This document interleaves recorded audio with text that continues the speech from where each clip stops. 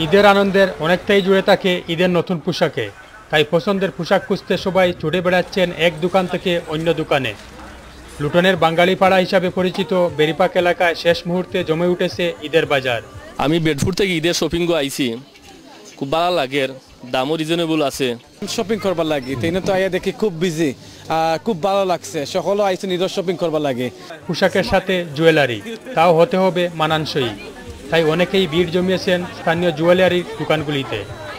বাচ্চাদের জন্য কিনলাম, আমার জন্য কিনলাম শাড়ি, আর গিফটের জন্য অনেক কিছু কিনলাম আর কি।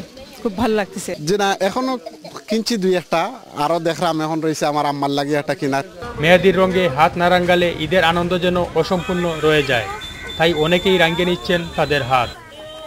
এদিকে ব্যবসায়ীরা সারা বছরের মুনাফার আশায় তাকিয়ে আছেন ক্রেতাদের দিকে।